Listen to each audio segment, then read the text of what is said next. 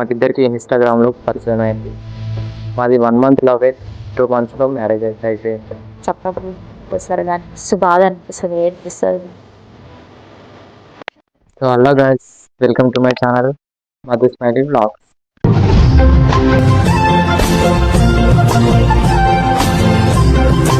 ఈరోజు వీడియో వచ్చేసి ఏంటంటే మా లవ్ స్టోరీ అనమాట. లవ్ స్టోరీ మీకు చెప్పబోతున్నాం.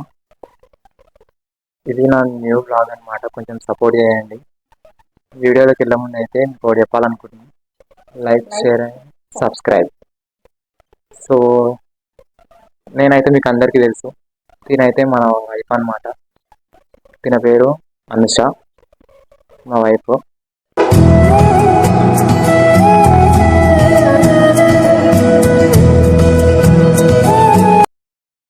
ఇప్పటి నుంచి మేము ఇద్దరం అయితే కలిసి వీడియో చేయాలనుకుంటున్నాం. మీరు కొంచెం సపోర్ట్ చేయాలి. సో ఇంకెందుకు లేట్, వీడియోలోకి అయితే వెళ్ళిపోదాం. మాకిద్దరికి ఇన్‌స్టాగ్రామ్‌లో పరిచయం అయింది. సో అలా మేము కలిసామన్నమాట. ఇంకొకటి మీకు క్రేజీ విషయం ఒకటి చెప్పాలా.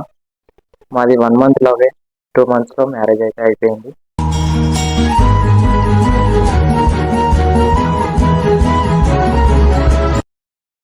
ఇప్పుడు మ్యారేజ్ అయ్యి 1.5 ఇయర్ అవుతుంది. సో మాకైతే కొంచెం సపోర్ట్ చేయాలి. బ్లాగ్స్, వీడియోస్ అన్నీ అయితే అప్లోడ్ చేస్తాం డైలీ. వ్లాగ్స్ అయితే వీక్లీ ఒకటైతే అప్లోడ్ చేస్తాం. సో ఇంకెందుకు లేట్, స్టోరీ అయితే కంటిన్యూ చేద్దాం.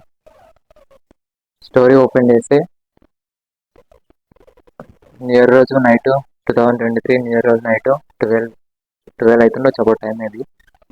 12 రోజు నేను తినకి ఇన్‌స్టాగ్రామ్‌లో మెసేజ్ చేసి, లైక్ చేసి, ఫాలో చేసి మెసేజ్ చేశాను అనమాట. తిన రిప్లై ఇచ్చింది. తిన రిప్లై ఇచ్చినప్పుడు నార్మల్గా మెసేజ్ చేసుకున్నాం, ఫ్రెండ్స్ లాగానే. ఫస్ట్ ఫ్రెండ్స్ అనుకుని నార్మల్గానే మెసేజ్ చేసుకొని అలా మాకు పరిచయం అయిపోయింది. దాని తర్వాత నేనే ప్రపోజ్ చేశాను అనమాట తినకి.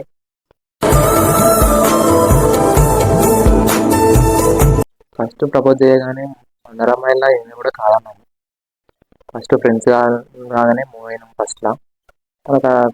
తర్వాత మేము లవ్లోకి అయితే ఎంట్రీ అయిపోయినాం అనమాట. నేను అసలు ఎందుకు రావన్నా అంటే, అసలు మా వచ్చేసి సిటీ ఉప్పుగూడ అనమాట, చందనగుట్ట సైడ్. వీళ్ళు వచ్చేసి కల్వకోలు, ఇక్కడ మహేశ్వరం సైడ్. ఇక నాకు అసలు ఎవరో కూడా తెలియదు. నైట్ 12 o'clock సడన్గా మెసేజ్ చేసి ఇంకా ప్రపోజ్ చేసి ఏం చెప్పలేము అందుకోసం మనం కాదని చెప్పినాం. నాకు అసలు నమ్మకం లేకుండా, అసలు బాయ్స్ మీద అసలు సిన్సియర్ ఉండరు కదా, యాదవ్ ఇవ్వరు, అందరు ఇట్లా యూజ్ అండ్ అట్లా ఉంటారు కదా బాయ్స్. అందుకే నాకు నమ్మకం లేక నేను చెయ్యను, నాకు అసలు ఇంట్రెస్ట్ లేదని చెప్పిన. అయితే ఆయన అన్నాడు, నేను నమ్మేయడానికి నేను ఏం చేయాలి, ఏ విధంగా నీకు నమ్మకం వస్తుంది, ఏం చేయాలి చెప్పు, నాకు ఒక్క మాట చెప్పు అని అన్నాడు.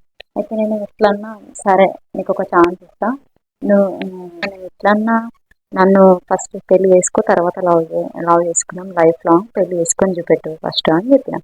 అయితే నుండి ఇట్లా అన్నాడు, సరే నైట్కి ఇప్పుడంటే ఇప్పుడే న్యూ ఇయర్ రోజు అనమాట, ఇప్పుడంటే ఇప్పుడు ఇప్పుడే పెళ్లి చేసుకుంటా అని అన్నాడు.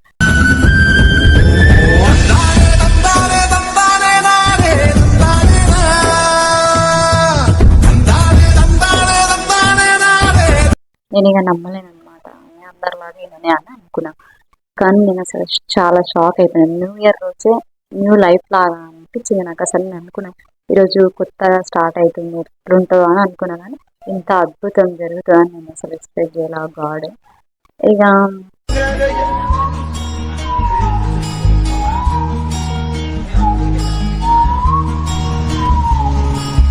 నేను మా ఇంట్లో చెప్పిన అనమాట, నేను చేసిన అని చెప్పి. 1 month అవుతుంది అనుకో మేము మాట్లాడి, తర్వాత చెప్పినాం. మా పేరెంట్స్ ఒప్పుకోలేరు. ఈ వచ్చేసి వాళ్ళ అక్క ద్వారా వాళ్ళ ఇంట్లో వాళ్ళ మమ్మీకి వాళ్ళ డాడీకి చెప్పిండు. ఇంకా సరే అని చెప్పారు వాళ్ళు. ఒక రోజు నన్ను పిలిచిరు అనమాట. పిలిచి ఇక నన్ను మెచ్చుకురు. ఇక నాకు చాలా హ్యాపీగా అనిపించింది. వాళ్ళ పేరెంట్స్ కూడా అన్నారు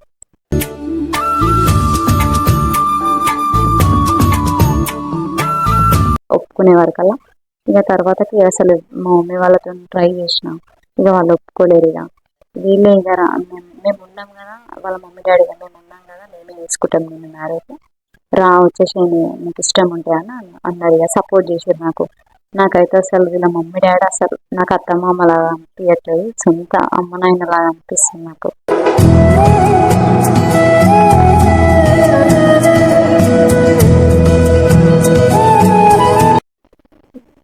నేను మా మమ్మీ డాడీని వదిలేసి వచ్చినందుకు వీళ్ళ మమ్మీ డాడీ నన్ను ఒక కోడల్లా కాకుండా ఒక కూతురులాగా మంచిగా చూసుకుంటారు, బాగా చూసుకుంటారు. చాలా నాకు ఇంత మంచి ఫ్యామిలీ ఇచ్చినందుకు, ఇంత మంచి ప్లేస్, అసలు కోడల్లాగా ఇంత మంచి ప్లేస్, వైఫ్ లాగా అసలు ఇంత నా లైఫ్కి అసలు ఇది చాలనిపిస్తుంది. నాకు అసలు చాలా హ్యాపీగా అనిపిస్తుంది.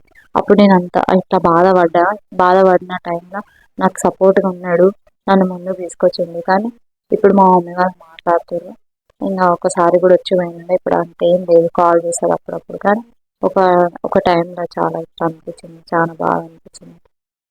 అప్పుడప్పుడు గుర్తుకొస్తారు కానీ మస్తు బాధ అనిపిస్తుంది, ఏడుపు వస్తుంది. కానీ